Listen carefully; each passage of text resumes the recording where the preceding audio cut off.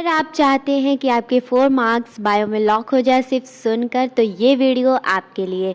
Hi friends, I am Saba. आज मैं cell cycle and cell division का बेसिक्स प्लस इंटरफेस कवर करने जा रही हूँ, जिसमें NCERT line by line plus extra भी मैं कवर करूँगी।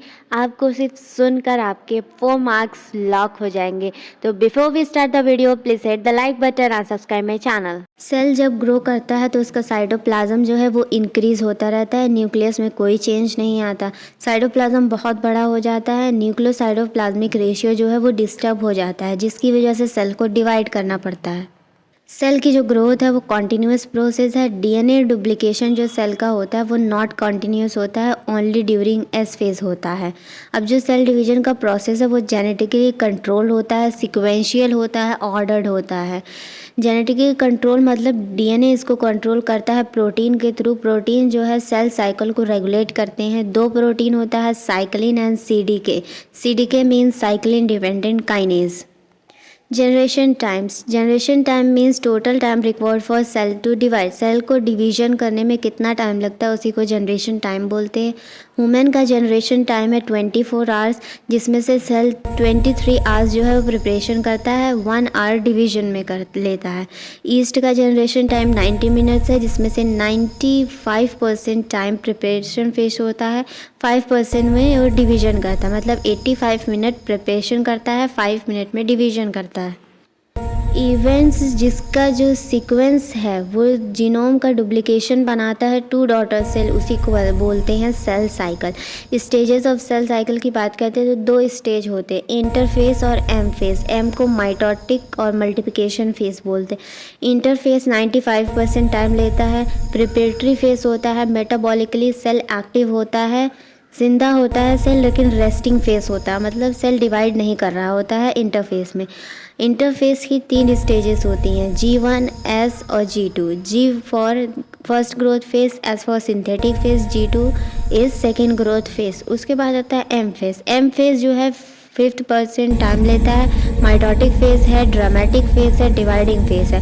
एम फेज में भी 2 स्टेजेस होती है। जब न्यूक्लियस डिवाइड करता है उसको कैरियोकाइनेसिस बोलते हैं। जब साइटोप्लाज्म डिवाइड करता है उसको साइटोकाइनेसिस बोलते हैं। कैरियोकाइनेसिस जब न्यूक्लियस डिवाइड कर रहा होता है तो उसमें भी 4 फेजेस होते हैं, P MAT, prophase, metaphase, anaphase and telophase. Cell cycle जो रन करती है वो G1 फेज से स्टार्ट होता है। G1 phase, then S phase, then G2 phase, then M phase. अब G1 फेज जो है वो गैप 1 फेज है, longest phase of interphase and of whole cycle. Cycle का भी होल जो है सबसे बड़ा फेज और इंटरफेस का भी सबसे बड़ा फेज G1 फेज है। इसमें क्या होता है, अमाइनो एसिड फॉर्मेशन होता है, प्रोटीन सिंथेसिस होता है, RNA synthesis, ATP synthesis, nucleotide synthesis. Maximum cell organelles जो होती हैं इसी में डुप्लीकेट होती हैं। इसमें साइटोप्लाज्म इंक्रीज होता है और इसे G1 फेज को प्री सिंथेटिक फेज और पोस्ट माइटोटिक फेज भी कहते हैं। इसके बाद आता है S फेज। इसमें क्या होता है, डुप्लीकेशन और रेप्लिकेशन ऑफ डीएनए। मतलब जो 2n वाला डिप्लॉयड जो क्रोमोसोम्स होते हैं वो 46 टोटल क्रोमोसोम्स होते हैं। Before S phase chromatid single धागे वाला क्रोमोसोम होता है और एस फेज में आके 2 धागे वाला क्रोमोसोम बन जाता है। मतलब क्रोमोसोम का तो नंबर सेम रहता है, बट डीएनए कंटेंट जो है वो डुप्लीकेट कर जाता है। डीएनए कंटेंट पहले 2C होता है, फिर जैसे ही वो एस फेज में डुप्लीकेशन करता है वैसे ही 4C बन जाता है इसका डीएनए कंटेंट क्रोमोसोम का। ये जो क्रोमोसोम्स का डुप्लीकेशन हो रहा है वो न्यूक्लियस के अंदर हो रहा है और इसमें हिस्टोन प्रोटीन सिंथेसिस बनते हैं। और हिस्टोन प्रोटीन पैकेजिंग के लिए, डीएनए को पैक करने के लिए। और इसमें सेंट्रियोल का डुप्लीकेशन होता है जो कि सिर्फ एनिमल में प्रेजेंट होता है। और ये जो सेंट्रियोल का डुप्लीकेशन है ये साइटोप्लाज्म के अंदर होता है। That is all about S phase. Then G2 phase, gap 2 phase. इसमें माइक्रोकॉन्ड्रिया, क्लोरोप्लास्ट, गोल्गी का डुप्लीकेशन होता है। ये सारी ऑर्गेनेल्स हैं। इसमें ट्यूबलिन प्रोटीन जो है वो बनता है। G2 फेज को पोस्ट सिंथेटिक फेज और प्री माइटोटिक फेज भी बोलते हैं।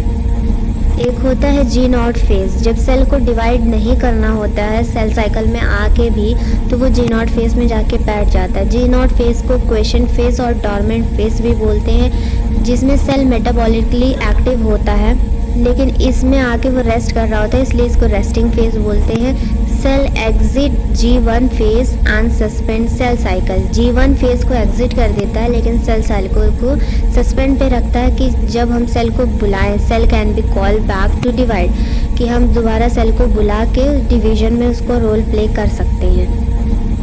Heart cell and nerve cell जो है ये G0 फेज में ही बैठे रहते हैं, ये डिवीजन नहीं करते हैं। साइकिल को अच्छे से रेगुलेट करने के लिए 2 चेक पॉइंट्स होते हैं, एक मेजर चेक पॉइंट्स, एक minor check points. Major check points होता है G1 और S फेज के बीच में, इसको G1S चेक पॉइंट्स बोलते हैं और इसको कराता है cyclin and CDK2 protein. And दूसरा जो चेक पॉइंट्स है वो G2 और M फेज के बीच में होता है, जिसको माइनर चेक पॉइंट्स बोलते हैं, G2M चेक पॉइंट्स भी बोलते हैं, और ये कराता है M साइक्लिन एंड CDK2।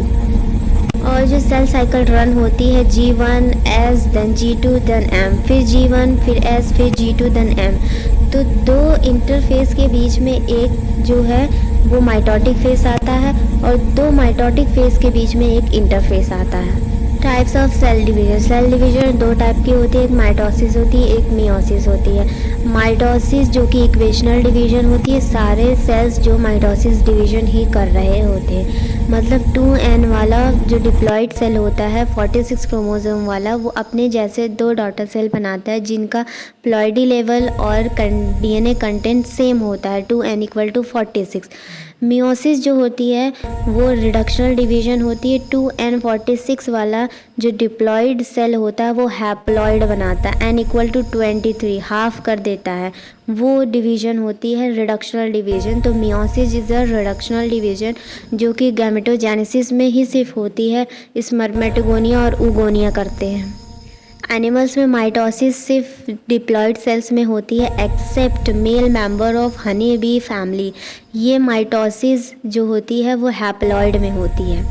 ये सेल जो है हैप्लॉइड है जिसका प्लॉइडी लेवल n है और इसके पास 16 क्रोमोसोम्स हैं। प्लांट में mitosis occurs in haploid and diploid दोनों में होती है। हैप्लॉइड जो माइटोसिस है वो लोअर प्लांट्स में होती है, एग्जाम्पल इसका एल्गी ब्रायोफाइटा। डिप्लॉइड माइटोसिस जो होती है वो हायर प्लांट्स में होती है, टेरिडो, जिम्नो एंड जियो इन प्लांट्स। होप आपको सुन के बहुत अच्छे से याद हो चुका होगा एंड कमेंट में ज़रूर बताइएगा कि आपने कौन सा ऐसा नया पॉइंट सीखा। अगर आपको कुछ भी लगता है कि आपने मिस किया तो प्लीज़ वीडियो को दोबारा ज़रूर देखें एंड सब्सक्राइब करें मेरे चैनल को, अपने दोस्तों को शेयर करें, मेरी मेहनत को सपोर्ट करें। Thank for watching my video.